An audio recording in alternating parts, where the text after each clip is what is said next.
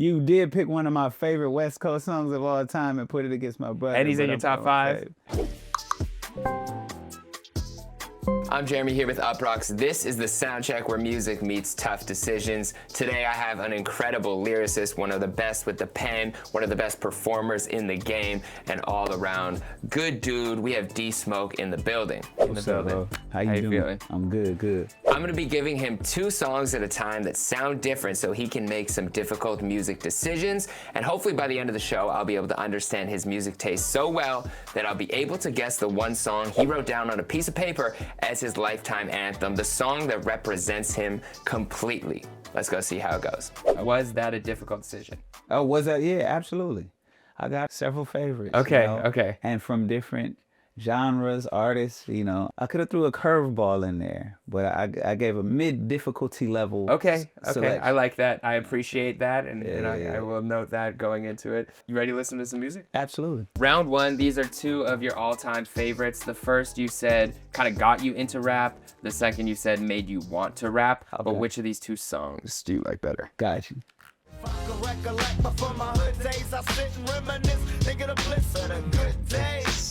Now that's hard. While we ranting and raving about gats, nigga, they made them gats. They got some shit that'll blow out our backs from where they stay at. You keep going. Ooh, I feel the battle's just begun. Ooh, though we're here, someday we will be gone. So I'm hoping, wishing, praying to keep my faith in you, in you. That one for sure. That is a different level. I know that song in particular means a lot to you, but like Andre is one of your favorites, Outkast is one of your favorite groups. What is your early memory of just listening to that song and listening to Outkast? And that song in particular, one of my earliest, because I was 10 years old when that came out. I remember knowing the lyrics before I knew what the lyrics meant. You're like, what do you mean? What do you mean we're going in the other room and touching each other's privates? Yeah, exactly. What are you talking about? Like, fascinated by the way your nipples peek at me through your blouse. What is freaky me, freaky you? I wasn't freaky yet. You know what I'm saying? So I just remember rapping the lyrics in my god sister Jennifer's car, and she was like, "What you know about that?" Like I was like, "I don't know. It's dope though." You know, and then later being like, oh, now I know what I'm saying, you know, so. Okay, well, this next one, both of these artists had family members of yours that performed with them, and they're both legends. Oh, so, wow. Which song do you like better? Not artist. Wow. Is Prince? Yeah. You live it off the wall. Oh, the age-old discussion. Prince versus Michael. I have to go Michael off the wall. Yeah, so my uncle played with Prince. He was his last bass player. And that was just a proud moment for the family. So the Prince connect in the family is actually a closer one. Like an entire tour and all this stuff. And whereas Michael, my mom sang background for him. Me and my brothers actually sang background as well for him as little kids, but he wasn't at that session. What song was it? I Wish I Knew. Wait, so you went to, did you know walking in like we're singing for Michael Jackson? Yes, and we knew that there's a chance he would walk in and he didn't, you know, like the producers had us coming in, doing some background parts. But my mom actually met him, took pictures, all that stuff. Prince is like, my uncle traveled with him for some time. So I want to say that, but I just got to go with, for what you, resonates with me more is for sure Michael. And that song is just so, like, the Prince song is very instrumental and, like, it's groovy, but that Michael song is very feel-good and upbeat, and you still want to dance. Oh, for sure. Yeah. So this next round, both are different ways to set the mood. So which one would you rather play if things are going there? On it, let's do it. Ooh, what? What? What? Man, now, as much as I like the first song, you kind of got to be a weird dude to play Pony for a girl to set the mood. You gonna tell it's a little girl, too much. You gotta be real, like in your own little movie, and like thinking you're in a scene. You in the real world? Like, Orbit is one of the greatest songs to really set the mood. Yeah. Like Alex Isley is our Sade, and if you ask me, better. I think we're just in a different time, and I said that too. If you ask me, we're in a different time where you got to dig deeper in the crates to find the greats. You know what I'm saying? Like if Alex Isley came out in 1979, the whole entire world at the same time would know who she is. Yeah. You know. Do you think we're not used to that amount of like soul and music right now, or that the feeling is different? I mean, I am, but the public isn't. We forget that Stevie Wonder was popular music at one point. You know what I'm saying? Everybody knew about him, you know? And so the fact that now you have to dig for that type of talent is just a reality that we have to reflect on. Tell the people. This you gotta listen to this song. Alex Isley is one of the best people to ever make music, period. So I'm a huge fan. If you can't tell, I'm a huge fan. Alex Isley. It sounds like you. I love you, Alex. Your brother. No, that song is beautiful. I was even listening more just by doing this research. I was like, this is incredible. Yeah, amazing. I know, obviously, you were a teacher. There's the trope in rap where my teacher didn't believe in me. They were dissing me, and all these rappers have it in songs. So these are two songs where they clearly state that their teacher did not believe in them. But which song would you rather listen to? It was all a dream. I used to read Word Up magazine. Salt and pepper and heavy tea up in the limousine. My English teacher wanted to flunk me in junior high. Thanks a lot. Next semester I'll be 35. I gotta go with Big. Yeah. I gotta go with Big. But hey, big shout out to M. I know so many M lyrics. Like, Yeah, I was surprised you knew both word for word. oh, for sure. It's unfortunate that we didn't get volume with Big. Yes. Like, how many bodies of work? What would a second, third, fourth be with Big? Because you see how people evolve. We got how much Jay-Z we got. We got versions of Jay-Z. You know, what would that be like for Big, you know? And we got to see M evolve, and it was a dope thing to watch, you know? So I got to go with Big because it's just like locked in history at that moment. And it's such a gem for us, you know? Yeah. But Did you, as a teacher, believe in your students' dreams when they would come to you? For sure. There's no bars about you? No, there's no bars. I'm not going to discourage you. I never discourage a student. I just have them, if they had dreams that wasn't realistic, you got to like, re-steer. okay, what does it take? I'll have you think through the reality of it versus the idea of it. But it ain't my job to tell them what they want it to be. You know what I'm saying? Your biggest tool in helping reach a student is what they say they want for themselves, you know? You tell me what you want, and then I'll try to figure out how that ties into what I'm trying to teach you. If it don't have nothing to do with Spanish, which is what I taught, at least you can develop a set of habits as we go through this process that you could carry into that, you know? So, I wasn't the one like, you never amount to anything, son, you're trash. You know? Hey, well, whoever the teacher was for Big, you know, technically. Maybe I should have. Yeah, you might have inspired a classic album. You'll never be nothing. And then they like, yes, I will, watch me, you know? Okay, these are two classic songs. You're waking up in the morning, you're having a slow start to your day. Which one would you rather listen to? Eat your break, cause it all falls down. You ain't even gonna let the verse play though. I know it's gonna cut off. I see what you did there. That major that she majored in don't make no money, but she won't drop out her parents, so look at her funny. Now, tell me that ain't insecure. The concept of school seems so secure. Sophomore 3 years, ain't picked a career. She like, fuck it, I just stay down here and do her. Cause that's enough money to buy her a few pairs of new air. Cause her baby daddy don't really care. She's so precious with the peer pressure. Couldn't afford a car, so she named her daughter Alexis. She had hair so long that it looked like weave. Then she cut it all off, then it looked like Eve. You be dealing with some issues that you can't believe. Single black female addicted to retail. And well, what you missed is Lauryn, and I don't know if I'll make it through this whole one, but y'all can't handle the truth in the courtroom of lies. Purges the jurors, witnesses, spies, crooked lawyers, false indictments publicized. It's entertainment, the arraignments, the subpoenas, high-profile gladiators in bloodthirsty arenas.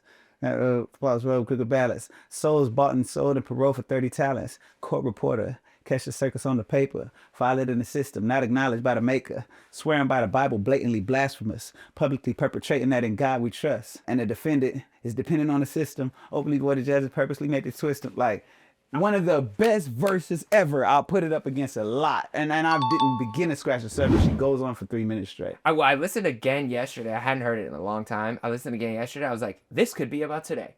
Oh. Like everyone's like, why didn't Lauryn drop enough? She dropped enough that it still rings true today. However many years later. It's crazy. Bro, one of the best verses ever. Ever.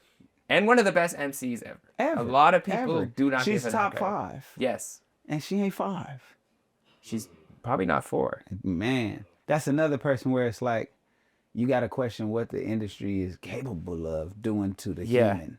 Like, why can't we get more Lauryn? Yeah. The more impactful and influential they are, it's almost like the less they want to deal with that. Yeah, yeah. You said top 5. You had Top Lauryn. 5. Who else you got on that list? I got Lauryn. I got Jay-Z. I got Kendrick. I got Andre 3000. And it switches, but I'm going to go Kurupt, personally. I love that. I just Kurupt love needs Kurupt. more love, too. What? He is Man. incredible. Man, come on. I saw him live the other day. He was at a Sway event, and he was rapping, like, no backing vocal, freestyling off the dome for, like, 15 minutes. It's like, nuts. crazy stage presence. It's nuts. And then, of course, you know, if we continue the list, we got Wayne, we got J. Cole, we got Snoop for sure. We got Ice Cube. Yeah. Got Busta Rhymes. You know what I'm saying? It's just, for sure, so many people that just trying to limit it to 5 does injustice. Because once you're in that category, it's no real comparison. Yeah. You know what I'm saying? You're already in that league. You're in that like, if you league, made you it know? there, it's like... Game. You know Yeah, what I'm Game, saying? yes. What? Like, these are rappers. You know, big shout out to Game, who gave me one of my first features, you know, fresh off of Rhythm and Flow, you know, so. Okay, you had mentioned him earlier, but these are 2 of your favorite Snoop songs. Different Snoop vibes, though. So just which song do you like better? All right, for sure. In the neighborhood, I bang the hood, I cocaine, slanging the hood, I'm bringing the goods. ups and downs, smiles and frowns, share with me. Oh, that's very tough. We got, on one hand, produced by DJ Battlecat. Yep. Cali is active. Legend. And then we got the other one, produced by Warren Campbell. Legend. You know. I had to do it. I gotta go with the one I've requested more, and that's Cali is active. The functions that one's going on. Yeah, as a non-gangbanger, I still go and be like, hey, put that on. What are memories that are associated with that one? Oh my God. When I was at a festival in Inglewood that the city council had put on, Tommy the Clown pulled up to Inglewood, and I announced them. I went to the DJ. When they had come off stage, they only had a couple minutes left. They wanted to take pictures. I told the DJ, like, hey, play that, you know. Then I went back to where they was at backstage. I wouldn't call it a battle, but we had Everyone a was little dancing, dance though. off. Yeah. We had a little walk off, you know what I'm saying? So that was the last time I played. Did you win? No, but I represented myself. Okay, that's, you know what I'm saying? Look. These is pro Yeah, battlers. you are These going the clown against dancers. the best, yeah. What? And then with Snoop, I mean, it's obviously a huge full circle moment with the death row signing, and but what does that feel like for you right now? And has there been any combos with Snoop that stand out to you recently that you have changed your perception, or just hearing him speak about the past or the future and stuff like that? Every time I talk to Snoop, like, Snoop is one of the busiest people in the world. You know, Snoop still... He's got 100 commercials a day. 100 commercials. He's still rapping. He's still touring. He's still acting. But when you in the room with him, all you feel like is you got his attention. You know what I'm saying? So when I do talk to him, it's pure game, pure love, and then he still listens to music like we do. Like, close his eyes and zone out, you know. And to get a chance to watch him listen to my project that way, and then when he came out, like, damn, I see what you did. You know what I'm saying? Yeah, And then yeah. my biggest takeaway from the biggest stars that I've met, the real ones, you know, from Alicia Keys to Jill Scott to Snoop, the 3 of them have this one thing in common where it's like they are intentional. When they're in sweet mode, it's like, I'm pour love. Yes, yeah. Right? If somebody crosses a boundary in the same breath, they'll be like, excuse me. You know what I'm saying? They'll flip a switch, like, excuse me. Yeah. We not going to do that. Yeah, You know, and you yeah. feel that difference. Everybody knows Snoop got that, but I've seen Miss Jill do it, and I've seen Alicia Keys do it, you know. They know themselves so well, and they know what their boundaries are so much that they feel it immediately if it gets Exactly. crossed. Yeah. But doing so allows them to continue to show Yeah. up fully in those Yes. spaces. If you compromise that boundary, you questioning yourself. Yeah, When yeah. you defend that, then it's like, now I have all of me to give Yeah, to you. yeah. And it's super dope. And that's what I try to do. Like, Yeah. I want to be loving, sweet, and all that, but let somebody cross the boundary. yeah. You know what I'm saying? Okay, well, these last two, you had mentioned one of them, and one of them has another close place to your heart. For sure. But if you're riding around Cali, which one are you listening to? Riding around. That's why I'm sick with it. Hard to maintain in this world of pace. On the 30s, rhymes like Dime to Kane. Life is good, Hey. car fast as fuck. Ain't got pulled over once while I was acting up. You know, family first. I'm going with Sir. You did pick one of my favorite West Coast songs of all time and put it against my brother. And he's in but your I'm top gonna 5? say- Oh, yeah, Your top 5. family is. Life is good, man. Car fast as fuck. Ain't got pulled over once while I was acting up. Yeah, my brother is something special, bro. He is. And it's something beautiful to watch. The number of people who watch that grow in crowds, in the public. I've never got called sir more times in my life than this past year. Like, So the more you get stopped for him, the more you know his fame is going rising. they're like, oh my God, I love your music. Chasing Summers is my favorite. And I'm like, Do you ride with it? Do you just say I'm like, thank you. yeah. Nah, it's just- Listen, they're walking away. You don't want to get in the way of their moment. I'd be like, oh, thank you so much. Matter of fact, come here. Alone, baby, not alone. No, I'm just kidding. But what's so funny, after Rhythm and Flow, he thought he got the same thing. Yeah, So for it's you. like, Yeah. You know, I got to create a season Yeah, where yeah. it goes the other way more, but. All right, this Yeah. 2026, more Sir getting mistaken for D Exactly. Smoke. There we go. And then in terms of the new album, what is the intention with this music, and what does it mean to you, having just gone through the creative process? The new album is called Wake Up Super, and Wake Up Super is me narrating my awakening, and it's also taking people, it's an awakening for lovers and gangsters, and so it's taking people through Inglewood, the unconscious, the less conscious, phases and parts of Inglewood, and that mentality through a process of like waking up and tapping into things spiritually and artistically that push people forward in a way that a Quim and I would, you know what I'm saying? So We're now at the part of the show where I have to guess D Smoke's lifetime anthem. Before the show started, I was handed 2 songs on pieces of paper. One song was his actual lifetime anthem, the song that he chose. The other song was given to me by production. I now have to guess, based on his answers throughout the show, which one is actually his. Let's see how it goes. You know what's so crazy is this was in another episode. It was, yep. This was in Givion's episode. Oh, was it? And I had guessed it, and it wasn't his actual song. Closer is one of those songs where like the emotion is seeping through the vocals. So I'm trusting my intuition. I'm going with Closer as the win. Don't tell me. There's already enough trickery going on without you doing a single thing here. So we're gonna go Boys to Men first. To show I'm great.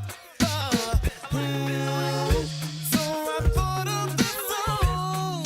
I'm getting high, closer to my dream. This is a tough one because honestly, both songs would fit your music taste based on what you've said. I feel like both songs are generally feel good. One's a little bit more up tempo. I would say the Boyz II Men song had a little bit more instrumentation, more vocals and stuff like that. Closer is obviously a classic, and you know what? Okay. I have to put Giveon to the side. Okay, I can't think about Giveon. What'd you say about the greats? They're present in this moment. Right. Giveon, my boundary's here. Stay out of my head. Stay there. Okay, stay over there. No, stay over there. I'm going with Closer. You f***ed me over with the same song again? Twice? You went back to back? This is bullshit. There should be a rule against this. You should not be able to use the same song twice. Oh, man. It was for sure Thank You by Boyz. Oh, no. Now you and Giveon are... I'm never going to be able to listen to this song again. This song is ruined. Closer is ruined. I'm not closer to my dreams. Okay. Further. Okay. Hilarious. Why that Boyz II Men song, though? Oh man, me and my brothers to this day, without rehearsal, can sing that song on the spot. Me, Sir, and Davion. Really? We've sang that song a million times. And, our first taste of the music industry was us being signed as a boy band of brothers. And Yeah. that was one of the ones we could just go to to demonstrate our ability to sing harmonies, who the lead singer was, the fact that we could like do the whole. Would you switch it up? Yeah, for sure. It's funny because the parts of my musical taste that I don't feel are reflected, I think it was like oldies and rap, but in the middle is all of this gospel, and then there's like R&B, you know what I'm saying, like Boys to Men. That's just like high level music making, you know. So that was allowed in the house.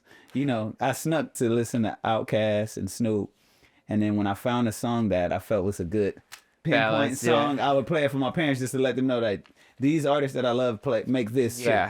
You know, but Boys to Men, they were just like, we'll buy you that CD, and you can go in your room and listen to it at any point in time, you know. And so it was a guilt-free listen. Guilt-free listen. You know, so we know their music back and forth, you know, and so that's the one I had to do. That was my curveball. I thought about going like Alanis Morissette. Oh, I love Alanis Morissette. You know what I'm saying? I could have went, you know. I thought maybe you were gonna go Stevie. If I had, because I was gonna put As on there, but I was like, that was one that I thought maybe you might pick. I want to give you the option. So many interviews that I was like, if you go anywhere on the internet, you're gonna say that would As. be too As obvious. is my favorite song of all time, and that'll probably be the last time I say it. Just to let that like die down a little bit. But Well, now we have a new Lifetime anthem. I have some new tears, and I had a good time. Yeah, we have some more man. memories. Absolutely. D-Smoke, sound check. Hey.